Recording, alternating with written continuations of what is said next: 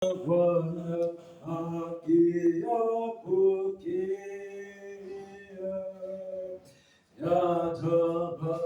yatabarikiwa sana zaidi matunda mema zaidi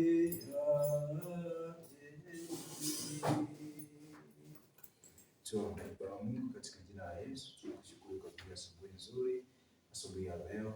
Tunaomba neema yako na kibali chako na nguvu zako katika kupokea neno lako na kulifanyia kazi na kuliishi.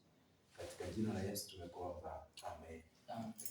Asubuhi ya leo tunatafakari kutoka kitabu cha Mithali, kitabu cha Mithali 12 mstari wa 12 hadi 14. Na nitajitahidi kusoma na kwa kile ingawa sijazoea sana, lakini nitajitahidi hivyo hivyo.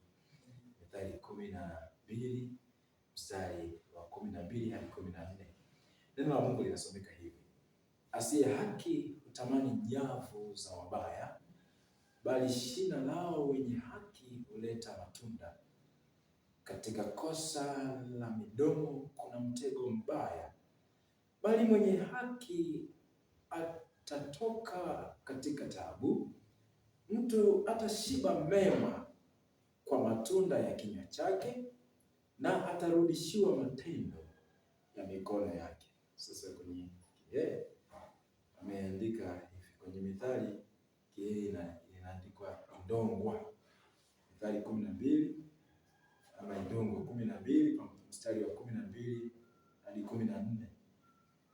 Avana ngifu vaviva na umwahe ukukwaya ifya uisi neke umuntu umugorofu uyo akange hilo umuntu umudesi akwibatika ukukola udesi wakwe yumwene neke umuntu umugorofu ayino woka unofu murugudo umuntu ayinogelwa ukulingana na ingani sakwe ndawe lwe aibetaga isanga ngombi ukuhuma mufipigo ifya amawoko gakwe.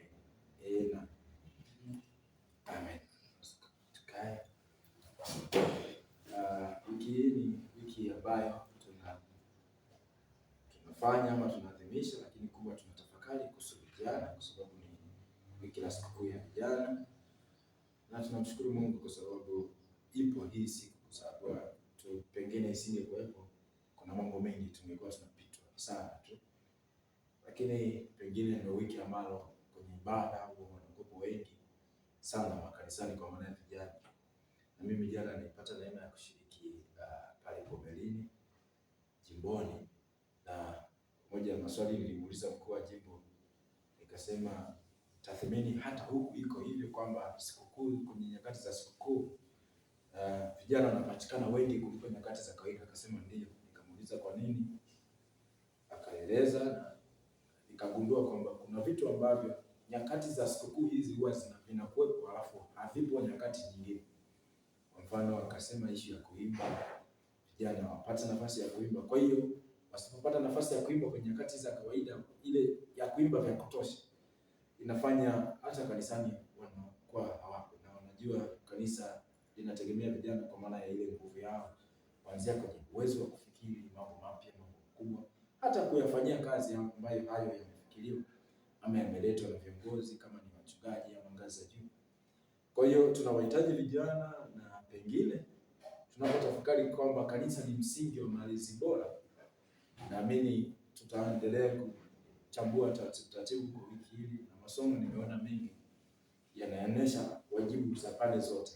Kanisa lina wajibu gani, familia ina wajibu gani, lakini hata kijana mwenyewe moja kwa moja yeye ana nafasi gani katika kuhakikisha kwamba anakuwa na maadili bora ama amefikia kiwango ambacho tunasema kweli huyu ni mtu bora. Na moja mstari ulinifurahisha sana, na mimi mara zote nilikuwa linakuwa ombi langu kwa Mungu, ile ambayo imeandikwa kwenye Luka 2 mstari wa 52, anasema naye Yesu akazidi kukua ama kuongezeka katika hekima na kimo. Nilipenda hili kwa sababu kuongezeka kimo kwa maana urefu au umri, alafu kama hekima inakuwa haiongezeki, manake hamna faida. Na kwa sisi vijana ni muhimu sana, kwa sababu kadri tunapokuwa tunatakiwa hekima izidi kuongezeka zaidi, na hasa unapogundua kama mbele kuna maamuzi tofauti tofauti. Tupo vijana ambao tunaelekea kwenye kuoa ama wale waolewa, tukikuolewa inahitaji hekima sana. Haya, wapo ambao wanaelekea wapo kwenye ndoa pia, huko kwenye ndoa pia kunahitaji hekima ya kutosha tu. Nimechukua mfano wa ndoa, lakini huko kwenye huduma za unapokutana na watu wazoefu, unapofundisha inahitaji hekima kubwa, kwa sababu bahati mbaya ni kwamba ukiharibu ama ukifanya tofauti, vijana wengine wote wananyimwa fursa kwa sababu ya yule mmoja aliyefanya. Ndio utasikia ukutana na wazee wanasema vijana wa siku hizi. Na bahati mbaya sasa imekuwa dunia ya lawama. Kutana na wazee wanasema vijana wa siku hizi. Kutana na vijana nao wanasema wazee wa siku hizi. Yaani hivyo kila mtu analalamikia wenzake, lakini nadhani kuna mahali tumeshindwa kutengeneza muunganiko kati ya wazee na vijana. Muunganiko wa kusema okay, kijana nafasi yake ni ipi na mzee nafasi yake ni ipi, na hawa wanakutana wapi na wapi wanachana. Okay. Mimi hilo limekuwa ni ombi langu kubwa sana kwa Mungu, kwamba okay, Mungu nisaidie ninapozidi kukua, nizidi kukupendeza wewe Mungu na wanadamu. Na hakuna namna kwamba utampendeza Mungu alafu usiwapendeze wanadamu. Ingawa wanaweza wakawa sio wote, lakini hakuna namna ambayo utasema nampendeza Mungu tu, wanadamu watajijua. Sio kweli. Wanadamu tuko nao hapa, lazima kuna namna uthibitisho. Bwana Yesu asifiwe. Sasa kwenye hiyo sentensi haikuja tu hivi, kwa sababu ni mstari wa 52 na ni somo la pili nadhani jana kwenye somo lile kwenye mafundisho yale ya jana ya somo lile la jana Jumapili. Haikuanza tu pale, yani ile ilikuwa ni matokeo. Kumbuka kabla ya hapo Yesu alikaa hekaluni siku 3. Ilionyesha kama vile amepotea, kwa wazazi wake walianza kumtafuta, lakini mimi cha kwanza ninachokipenda pale ni ule wajibu ambao wazazi wake walimbeba, kwa sababu walimbeba Yesu wakaenda naye hekaluni. Na mimi hapa pengine niseme tu neno kidogo kwa wazazi, kwamba at least ukiweza mtoto wako hata kama ni mdogo kiasi gani, mpe nafasi ya kwenda ibadani. Ukiweza lazimishe, nenda naye ibadani. Kama huwezi kwenda mwenyewe, nenda naye. Nafuatilia huko ibadani. Ni kama vile tunafuatilia masomo shuleni, kwamba okay, amesoma, ameandika, amefanyaje. Fuatilia ile mistari ya Biblia. Kiwachia walimu wa shule ya Jumapili. Na mnajua hata kwa mifumo ya makanisa mengi, sio tu dayosisi yetu, makanisa mengi walimu wa shule ya Jumapili sio watu ambao ni professional kiasi hicho, kwamba sasa atafanya kiwango kile kikubwa. Kwa hiyo ni vizuri sisi wazazi na walezi kuwafuatilia hao watoto, kuhakikisha kwamba wanashiriki ibada. Ndio tunachokiona kwa wazazi wa Yesu, walimpeleka hekaluni. Sasa akiwa kule ndo akabaki hizo siku 3 zote. Na mimi pale nakiona kitu kingine kikubwa na kizuri, kwamba akiwa kule hekaluni akakutana na jamii ya wazee kule hekaluni. Ningesema hapa dira labda ninyi, kwa sababu mimi ni kama huyo mtoto Yesu mwenye miaka 8 na nyinyi wasemi kwa hapa. Sasa nitumie huo mfano. Akiwa kule hekaluni, moja ambacho mimi nikipenda kama jamii ambayo ilitakiwa kumlea mtoto ama kijana, Biblia inasema akiwa kule hekaluni kwanza alipata nafasi ya kuwauliza maswali. Kusema ukweli, sisi vijana mara nyingi tunakuwa na maswali mengi sana, mengi mno. Na ndio maana wakati fulani inahitajika kwenu mtu awasaidie kupata uvumilivu wa kuyajibu haya maswali. Sasa tusipopata majibu chanzo kimoja, tunaanza kutafuta chanzo kingine. Kwa hiyo mimi ninachokipenda pale kwamba kanisa lilikuwa sehemu ya kumtengeneza mtoto Yesu, mpaka huku mwisho tunaambiwa kwamba alikuwa katika na kuzidi katika hekima na kimo, akimpendeza Mungu na wanadamu. Lakini ilitokana na hizi siku 3 ambazo kwanza wazazi walimpeleka, lakini pia jamii ama kanisa pale hekaluni lilipata nafasi ya kumjibu maswali aliyokuwa anajiuliza. Lakini muhimu zaidi, pamoja na kwamba huwa tuna maswali mengi, lakini kuna baadhi ya idea tunakuwa nazo kama vijana, ambazo ndio unaona hata Yesu alikuwa nayo pale, anawaambia wale wazee, mpaka wazee wale walikuwa wanastaajabu. Biblia inasema walikuwa wanastaajabu kwa maneno yake. Nikagundua kumbe inawezekana kweli kuna idea ambazo vijana tunazo, kimpelekea mzee anaona kama kitu kipya. Lakini sasa pale ni hekima kwanza kunisikiliza kama nina hiyo agenda ama hiyo hoja, alafu wewe mwenyewe ndio unaichakata. Lakini pia unapoichakata inabidi uitazame vizuri, kwa sababu ukichakata kizamani inaweza ukaikataa kwa sababu pengine unaona kama haiendani na nyakati zile unazofikiri. Kumbe tupo nyakati hizi, afu tunaelekea huko mbele kwingine kukubwa zaidi. Kwa hiyo mimi huwa imekuwa ni maombi yangu, hasa ninapomtazama Yesu kama kijana na namna ambavyo Biblia inasema alimpendeza Mungu na wanadamu. Miongoni mwa maombi yangu, Mungu anisaidie na wasaidie vijana wenzangu, ni hapo kwamba kadri tunavyozidi kukua, hekima iongezeke, kimo kiongezeke, lakini tuzidi kumpendeza Mungu na wanadamu. Sasa leo tumepewa kwenye Mithali, na Mithali hii inamfananisha kijana kama shina.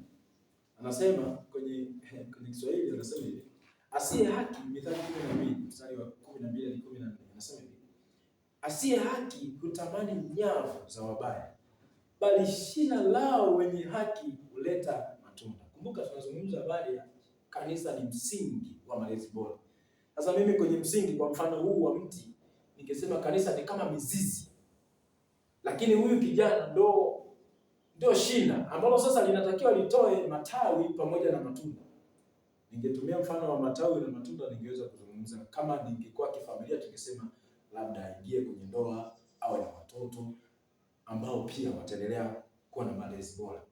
Sasa kabla hayo matunda hayajafikia, huku kwenye mizizi inategemea hali ikoje. Kitu tulikuwa kule Pomelini, siku moja ya swali tuliona kuna wenzetu mmoja wanalima zile apple. Sasa wakatuambia kwa kweli huku tunalima na zinastawi tu vizuri, ila hili eneo zinatoka lakini zina uchachu kidogo. Ikaniwazisha vitu vingi, lakini nimekumbuka mfano hapa kwa sababu ya kutaka kukueleza kwamba mizizi inanyonya nini, afu inasababisha tunda gani huku juu. Bwana Yesu asifiwe. Kwamba ile mizizi ya pale, ile hali ya udongo pale na ule uwezo wake wa lile eneo, manake hawa kama ndo wazazi au kama hili ndo kama kanisa, manake kama ndo linamlea huyu kijana kama shina, manake matunda yatakuwa vile vile. Kwa namna tunavyolea ama namna tunavyolelewa sisi vijana, ndivyo tunavyotokea huko juu. Kwa hiyo tuangalie, okay, tunatengeneza apple ambalo lina utamu ama lina uchachu, ni sisi hasa kama kanisa, kwa sababu ndio tunatakiwa kuandaa kila mahali. Lakini nimependa pia anapomtambulisha kijana kama shina, anasema huyu kijana, mojawapo ya kitu muhimu anatakiwa kufundishwa, muhimu sana, anazungumzia juu ya matumizi ya ulimi wake. Huyu kijana anasema hivi, katika kosa la midomo kuna mtego mbaya sana. Anasema bali mwenye haki atatoka katika taabu. Sasa anapozungumza hivi, anataka kutuambia kwamba kinywa kinaweza kikawa sababu ya huyu au ishara, na nyinyi mnafahamu. Yaani kuna mtu akisimama tu anza tu kuongea neno moja, unajua huyu amelelewa vizuri, huyu changamoto. Yaani akianza tu kusema hata kabla hajasema maneno mengi. Lakini kwa sisi vijana kuna mambo ambayo ukiyasema automatically yanakuunganisha na watu fulani, yanatengeneza connection. Lakini vice versa is true. Ikitokea kuna jambo umelisema, linaweza likakata connection ghafla. Yaani kuna watu ambao pengine walikuwa wanakuamini, alafu ukalisema hilo jambo ambalo haliendani na vile wanavyokuamini, ghafla connection inakatika. Kwa hiyo moja ya fundisho ambalo sisi vijana tunalipokea leo kupitia kitabu cha Mithali ni kwamba ni vizuri kuwa makini na vinywa vyetu. Nini tunatamka, nini hatusemi. Kuna mambo mengine huwa nasoma Biblia wakati fulani, sijui tuseme kwa jicho la walimu. Kuna mambo mengine wanasema ni habari za kweli lakini hazitaki kusema. zile habari, mimi wanatumia ule mfano wa Caleb pamoja na Yoshua wameenda kule kupeleleza. Wamekuta kweli kuna habari za walikuwa wale majitu na nini. Lakini waliporudi ni habari za kweli, lakini kwa sababu ya audience waliokuwa nayo hizi sio za kusema kama zilivyo, wakasema kwa upande wa pili. Sasa mimi wanasema okay, wakati fulani hata kama ni habari za kweli, tafuta namna ya kuziwasilisha. Ama kuna jambo sisi vijana wote tunaambia mkubwa akosea. Mkubwa kweli anaweza akakosea, lakini tunaambiwa kwamba akosea. Tafsiri yetu pale ni kwamba unapotaka kuwasilisha kama mkubwa amekosea, je, unatumia lugha gani? Kwa sababu unaweza ukajikuta badala ya kupokelewa ile idea yako ndio ukajikuta sasa ndio unapoteza kabisa. Kwa hiyo ni vizuri kuwa makini na yale ambayo tunayasema. Lakini jambo la mwisho kwenye mithali ambalo nimeliona ambalo tunaona ni fundisho kwetu